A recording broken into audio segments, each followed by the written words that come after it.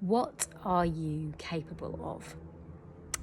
This is a really, really good question, and I want to talk about this today by sharing my own story. Some of you know my story, so you may want to switch off at this point. But for those of you who don't know, I'm going to tell it to you.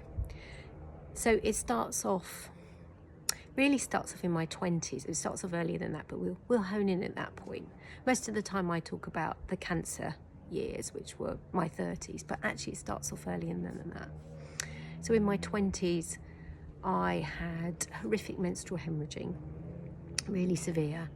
And by the age of 24, I had a period that was so bad it put me in hospital, in ER. I was living in the States at the time. And I almost bled to death from the hemorrhaging. And I came through that. And that was kind of really the beginning of my spiritual journey of starting to understand a lot more about the mind-body connection. And it was sort of like, and so from there I started to explore, how does this body work? How do I work? How does it all connect? And I would say I limped along for a bit there, sorting out nutrition, sorting out myself a bit, but not really getting to the crux of it. And then in my 30s, I was diagnosed with cervical cancer and given 6 months to live, and healed holistically. It took me about 4 years, and I came through it. Now, I won't get into the massive details of all this, but what I do want to say is that I am not unique. I'm not special.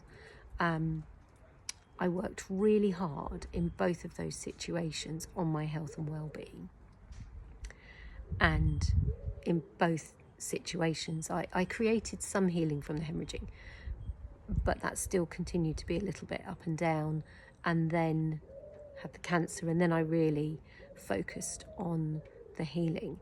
And the cancer is 20 years ago. It's 20 years ago, so I'm now in my 50s. And I have created, so I went from a space of 2 near-death experiences, being really ill, to now I've created a carnival group of about 25 active dancers, and we have the privilege of performing with an amazing samba band here on the Isle of Wight. And I'm watching this group of incredible women grow, shine, support, self-love, love each other. It's amazing. And I realised at one point I had this dream of doing something like that, not necessarily with carnival, but I knew I wanted to work in a space with women, helping women, support women, raising each other up, etc.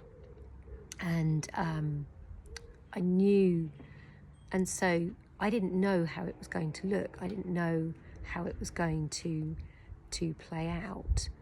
And so I wanted to share this because I wanted to showcase what we are capable of. We are capable of things beyond our imaginations. I had no idea in my 20s I was going to be involved in Brazilian samba and carnival and doing all the things I'm now doing.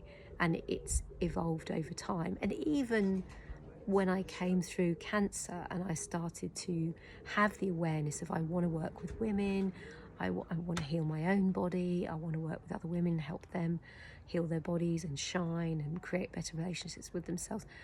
I didn't have the vision of how that would look, what form that would take. It's just something that's evolved, and it was only in the last few months I suddenly realised I'm doing it. And I've actually been doing the carnival stuff for 10 years. But I suddenly realised I'm doing it, and I thought, I've got to do a video about what we're capable of, because I think we forget. I think we forget our dreams. And I think we get caught up in the minutiae of life. I think we also get caught up in how we think it should play out, what we think it should look like. And so we miss the opportunities, and it would be very easy for me to have missed seeing this for what it is, because I had a sort of a totally different concept, not even a clear concept, but I knew it was different. So we have to really trust the universe at every little step of the way, no matter how dark it seems at times. We have to have those visions and those dreams somewhere within us, and just keep feeding them, even when it looks, I remember coming back from the States in my early 30s and moving back in with my parents, having had this diagnosis of 6 months to live, and not knowing what at that point to do next. And that is a big story. And so from that to where I am today, and I am not special, I am not unique, I just focused, I listened, I looked at the body, mind, spirit, emotions of myself, I focused, and I took the next step, and I took the next step. And it wasn't like a sort of a Julie Andrews Sound of Music experience. It was hard work, and some days, even now, there are days when it's dark, days when I think, oh, what am I doing? But when we step back, we can see. And so hang on to those dreams. Don't forget what you're capable of, no matter where you are right now, and take the very next step towards those visions or dreams that you have. Now, I work one-to-one with women now, helping them do just that, helping them realign in themselves with their bodies, create better relationships, and shine more in the world. So if you need help, get in touch. All right, take care. Bye.